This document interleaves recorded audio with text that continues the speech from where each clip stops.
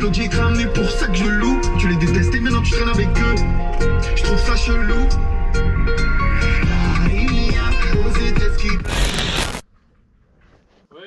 Ouais. Ça va, il est quelle heure? 7h là, un truc comme ça, non? En vrai, il est plus de 11h et je viens seulement d'arriver chez Balou. Pour un départ initialement prévu à 7, ça va, le timing est pas trop mal. Balou ou quoi? Putain, mec. Mon réveil il a pas sonné. J'ouvre les yeux, il était genre 7h déjà presque. Ça va? Ça va? C'est Black Market. Ah ouais, ça a checké avec les coudes ici. Tiens, aime-moi ça. Grazie mille. Ça propre le feu. On commence par un petit café, distribution de vêtements et on charge les motos dans le camion. Oh là là. Tiens ta bobette. C'est tout bête. Se péter la nuque.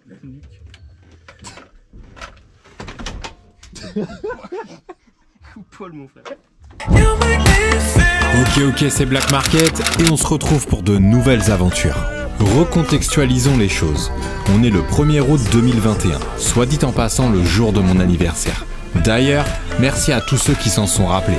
Soit 3 semaines après mon trip Tour de France en KTM 90 monté en Supermoto, qui est d'ailleurs dispo sur la chaîne. Entre temps, je suis parti au Portugal durant presque 3 semaines, où j'ai évidemment embarqué le 6 avec moi.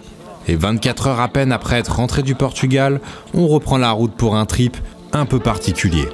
Je t'explique. Vincent, aka Péto Casque, que tu dois sûrement connaître maintenant si tu me suis depuis quelques temps, me propose de faire une reco au départ de Millau jusqu'à Barcelone, en Espagne.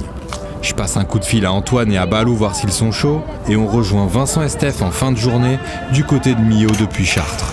On est un poil à la bourre, et cette fois-ci, c'est entièrement de ma faute. Mon réveil n'a pas sonné. Désolé les gars. On arrive en fin de journée sur Millau, on décharge les motos et le but c'est de direct entamer la trace avant la nuit, histoire de bien se mettre dans le bain. On s'équipe, casque, gants, photos de famille et on attaque direct les premières pistes de ce trip.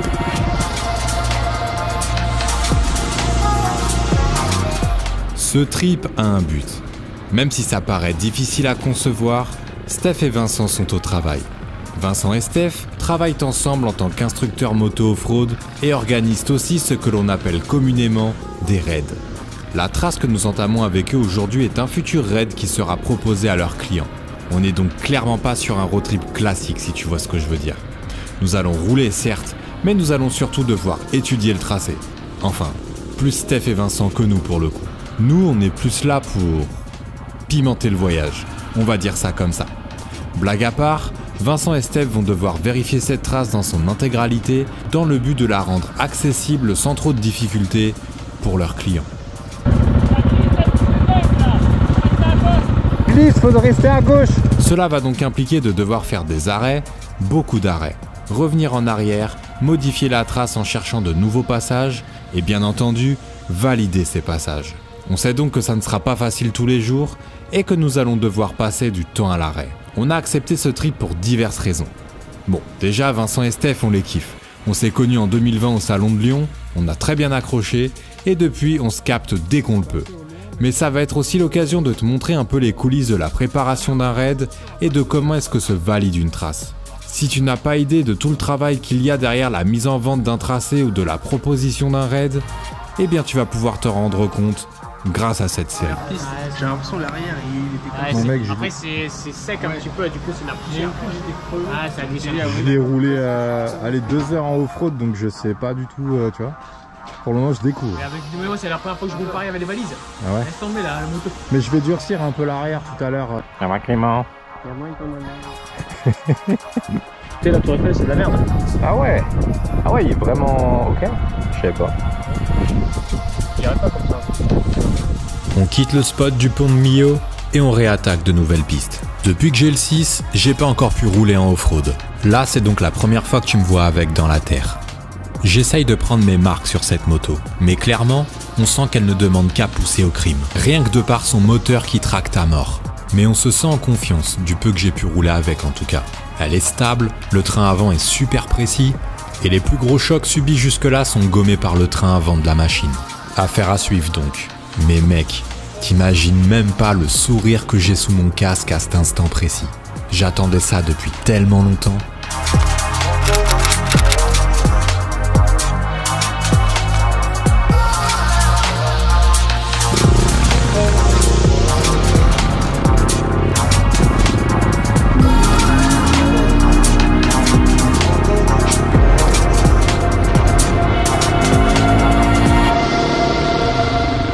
Dernière piste dans les forêts avant que la nuit tombe.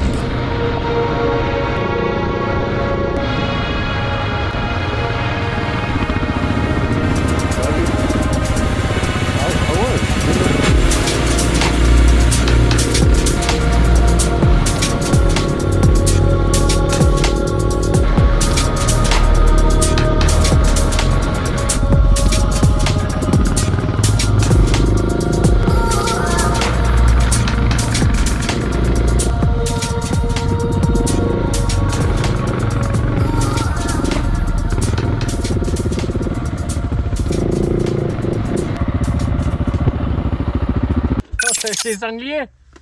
C'était les sangliers, j'étais pas sûr. C'était énorme. Il y avait J'ai vu tout le paquet à droite, mais pas à gauche. Le gros qui a traversé. Ouais, un gros et après il y en avait un autre. À mon avis, à droite, Il y en avait une dizaine de petits. Ouais, j'ai vu à droite. J'ai pas vu celui de gauche, moi, par contre. Il y avait un lièvre énorme aussi. J'ai laissé tomber. Je vais me taper si tu tapes un sanglier, t'es pas bien. Ah, c'est clair. Je te montrerai des photos tout à l'heure. Un collègue en Australie, il a tapé un kangourou. La moto coupée en deux. Ouais. J'ai vu, elle l'a reposté, Steph, je crois. Ah, mais oui, tu l'as vu? Ouais, j'ai vu. Un truc de ouf. La brelle, elle est coupée en deux, genre.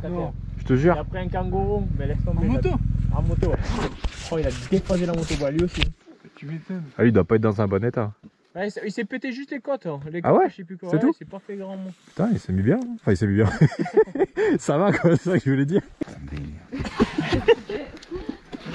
Bon.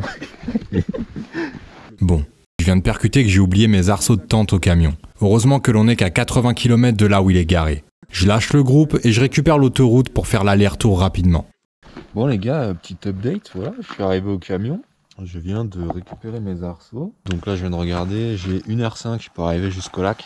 Apparemment Vincent et les autres sont encore sur les pistes, donc le timing est pas trop mauvais. Il me reste 1 heure de route. Et voilà. On fait des risotto pâtes même. Il fait tellement froid du côté du pont. J'ai pris la flotte. Je te jure, j'ai pris. Ça y est, j'ai rejoint les copains au lac du Salagou. Je suis arrivé sur les coups de minuit et les pâtes sortent à peine de la casserole. Je monte ma tente, on mange et on discute tous ensemble tranquillement au pied du lac jusqu'à ce que Balou amorce un départ pour aller dodo. Je pense qu'on est bon pour dire que l'aventure commence enfin. Allez, bonne nuit mec, et à demain pour de nouvelles péripéties.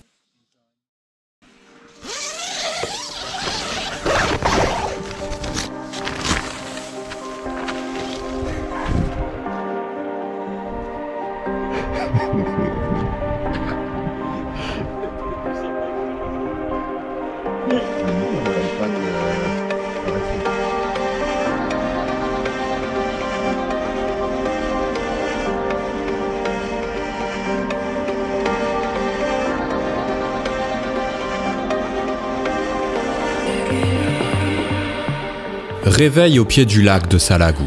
Petit café, petit coup de drone, on remballe nos affaires et on prend la route. Bon, dit comme ça, on dirait qu'on a été super efficace. Mais en réalité, ça n'a pas été le cas du tout. On a traîné de ouf. C'est pas grave, c'est aussi ça les vacances à moto. Même si pour nous, je t'avoue que c'est de pire en pire. Et généralement, le premier jour de nos voyages dicte un peu les suivants. On verra si la règle se confirme.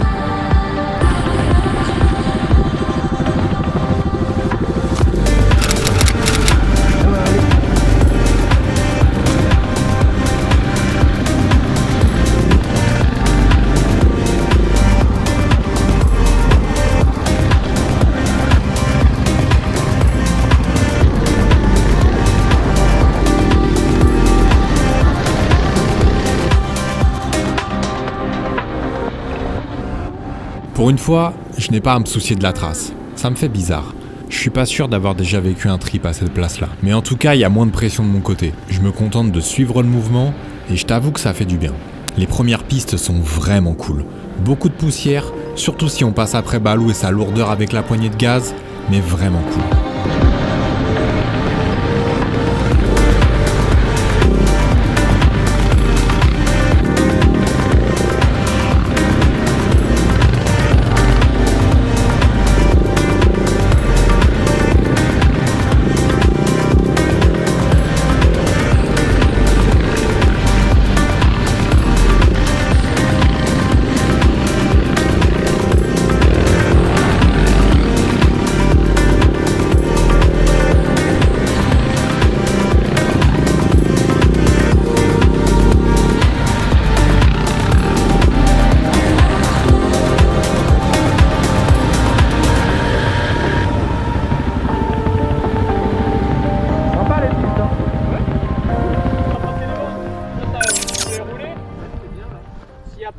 Vous arrêtez peut-être des fois quand c'est une intersection. Après, normalement, je reste sur les pistes, mais ça dépend normalement.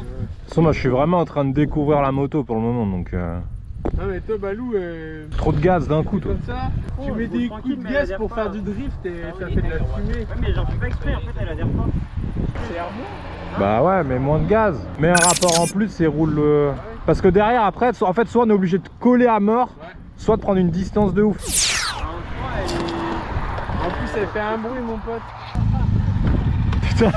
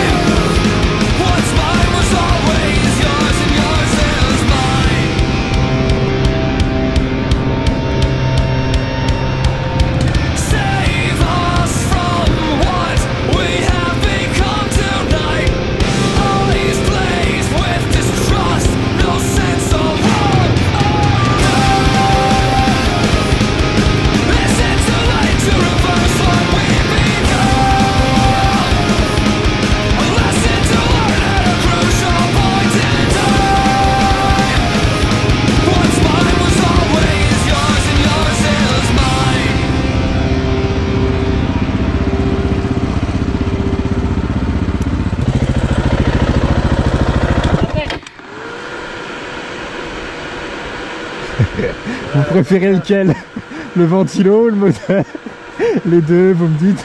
Royal dans l'autoroute avec sa bloc là.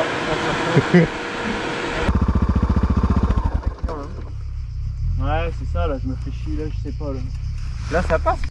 On va redescendre. Pour technique, pour les participants, nous on va redescendre. Il y a une piste normalement qui rebique et qui va sur un autre village. Donc on va essayer. Comme je te le disais un peu plus tôt, le but de ce trip est de valider une trace pour un raid organisé par Vincent et Steph avec leurs clients qui va se dérouler un petit peu plus tard cette année. On fait face à un premier cas de figure où les dernières pistes empruntées sont jugées trop techniques pour les futurs participants. On rebrousse chemin et on va repartir d'une ancienne section pour tester de nouvelles pistes. Comment on fait pour manger? Bah, on ouvre la bouche et on met les trucs dedans. Il a des questions, lui. Il est chelou lui. On est pas mal là, Steph. Hein, c'est mieux ça. Hein? Ouais, c'est mieux que l'autre pour les gars qui... Ouais, pour nous. Ouais, mais le problème là, on joint le... Ouais, mais on jouait, mais on n'y est pas monté jusqu'à là. Ah ouais. Là, on est sur de la descente. Tout à l'heure, on s'arrêtait avant. On s'arrêtait à la carrière et il restait encore 1 km. On n'a pas fait toute la merde. Hein? Quand on voit une épicerie, un truc, on s'arrête. Ouais, mais le truc, c'est que là, en fait, pour être avec vous, on va pas passer de grandes.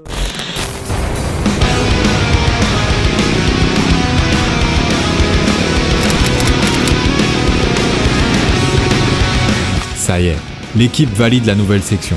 On va pouvoir continuer. On s'arrête dans un petit resto où l'on n'y restera pas moins de 2 heures. On mange, on profite du soleil et on reprend la route. Vraiment, il est mort. Hein. Je suis sur le ressort là. Ah ouais.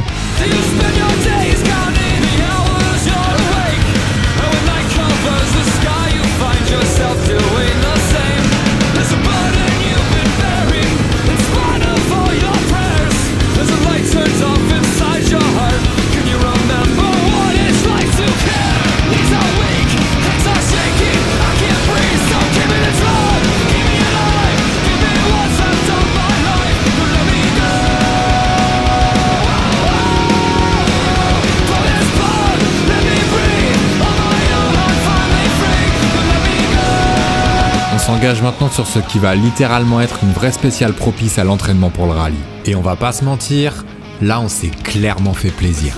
Et j'ai pas souvenir d'avoir mis autant de gaz sur une piste depuis que je fais de la moto en off-road comme ça. Enfin, si. Peut-être dans le désert du Sahara au Maroc. Mais c'était complètement différent. La notion d'espace dans le désert n'est absolument pas la même que sur ce genre de piste. Là, l'impression de vitesse est dingue.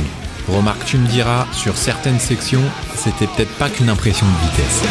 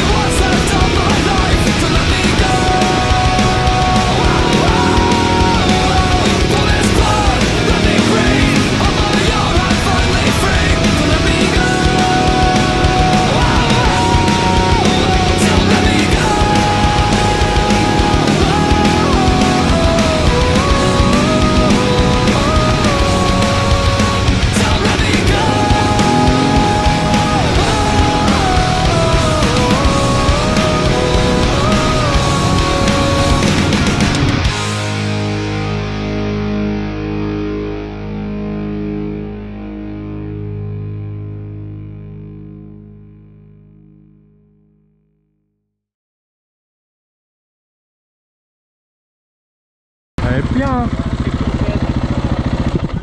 Top. Voilà, t'as le traîneur en rallye, mais c'est malade. En plus, il y a la bruyère et tout. Ah, tu regardes qu'il y a plein de bagnoles en face, ou un mec qui roule à fond. C'est top ça, hein? Ouais, c'est super bon. C'est-à-dire que tu croises un gars qui remonte. C'est un billard, ça c'est. On dirait une piste verte de ski, tu sais.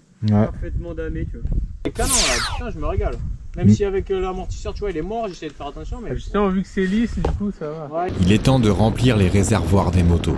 On sort de la piste et on attrape la route la plus proche pour se rendre à la station-service. Moi, j'ai cherché de l'essence pour ma bécane parce que tu mets du 95, elle ratatouille. Ah ouais? Et là, je prends du 98. Changer les gicleurs. Tu crois? Mettre un gicleur pour kérosène. Ah, mec, ça marche. Mon réchaud, j'ai fait ça et tout bombard, t'as vu le réchaud? Mec, je fais des flammes avec mon réchaud comme ça. On en profitera également pour s'arrêter dans un supermarché histoire de faire quelques courses pour manger ce soir. Comme ça, c'est fait. Et on pourra directement tirer sur le spot que l'on repérera un peu plus tard sur la route. On assure le repas de ce soir. C'est lui qui saute à Montparnasse, c'est un gaf de malade à Montparnasse. T'as vu? À Montparnasse, les marques. Putain, c'est bon. Mais je suis sûr que j'arrivais pas à la finir, elle est longue en fait, tu vois. Ouais, t'as l'impression qu'elle est longue. On arrêter beaucoup. Parce qu'on s'arrête beaucoup. Si on avait rien à se dire et qu'il pleuvait, on irait plus vite. Après, on s'arrête de manger au resto. Les visages sont bien poussiéreux, les réservoirs sont pleins.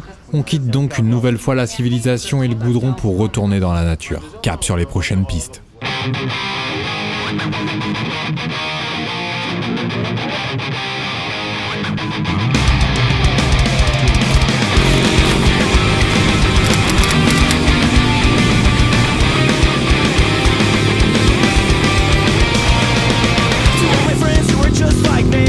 Another cog in the big machine, another victim of the industry. It just don't mean nothing to me. To all the laws who have had enough, to everybody that has given up. Life is tough, are you tough enough? It just don't mean nothing to me. You are my friends, you've had enough. If you should fall, we'll pick you up. You are my friends, you've had enough. If you should fall.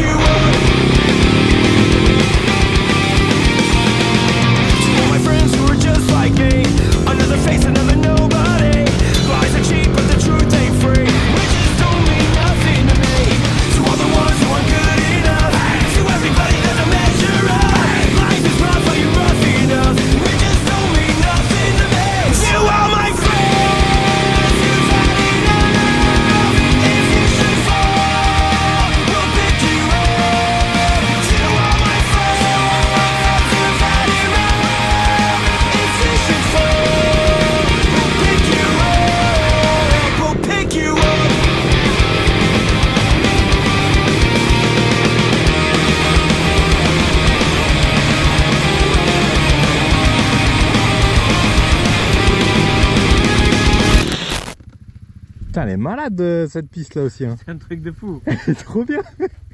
Et que ça saute partout. Ça sent la menthe, tout. Ouais, ça sent. Putain, les moritos qu'on va se faire. La dernière fois qu'Antoine a senti l'odeur d'une plante, c'était son 600 XR qui était en train de prendre feu. Alors maintenant, je peux te dire qu'on se méfie. La bœuf, ça. Ça, mec. En scred, il faut qu'il règle son problème d'amortisseur. Hein. Ah ouais. Parce que là, c'est chaud. Il a l'air d'être suffisamment schlag pour rouler sans amortisseur. Ouais, bah heureusement qu'il a un bête de niveau. Là, on s'est tapé la bourre sur toute la piste, tous les deux. Mec, derrière, j'étais mort de rire tout le temps.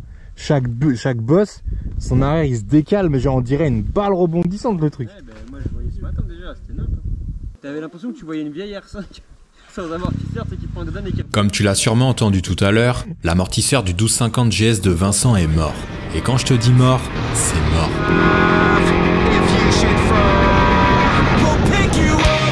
Et c'est là que tu te rends compte du niveau de Vincent quand même.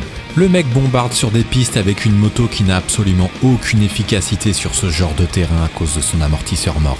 Et c'est d'ailleurs pour ça qu'il se fait catapulter vers l'avant à chaque appel de saut. Je peux pas m'empêcher de rigoler sous mon casque, même si dans les faits c'est hyper dangereux. Mais bon, c'est Vincent, je lui fais confiance.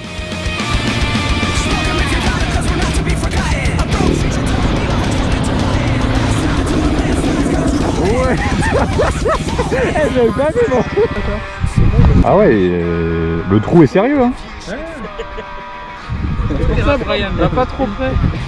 La fin de journée approche à grands pas et nous entamons les dernières sections off-road. La luminosité que nous offre ce coucher de soleil est juste dingue, un pur régal à contempler.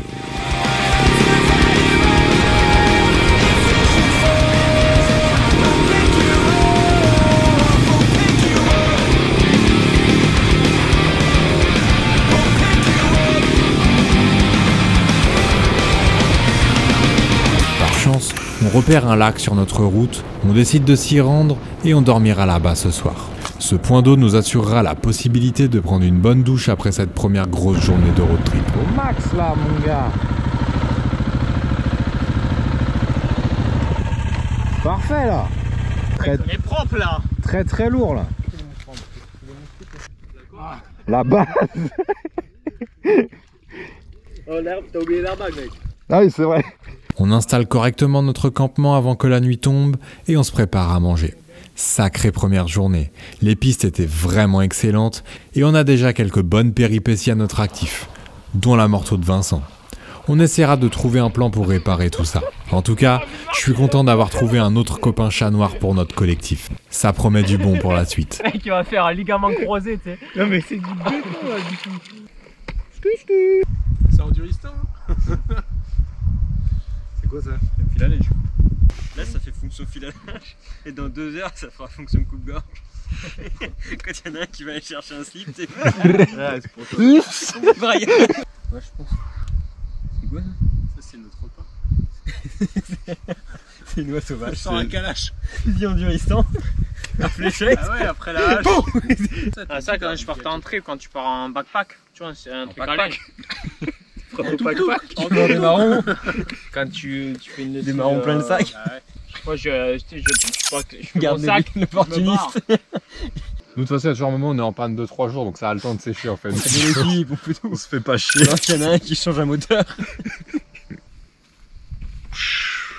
Allez, on éteint les lumières, on ferme les yeux et on va dodo. Demain, une nouvelle grosse journée nous attend. Bonne nuit mon gars. Une collection capsule Black Market est disponible en précommande sur la boutique. Elle n'est disponible à la vente que durant la diffusion de la série.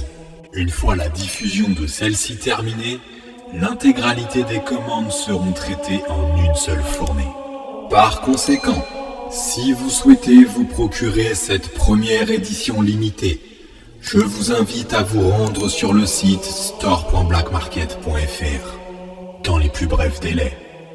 Le chapitre suivant n'est pas encore disponible. Merci de revenir plus tard. En attendant, je vous invite à vous abonner à cette chaîne YouTube, mais aussi à venir nous suivre sur Instagram. Easy.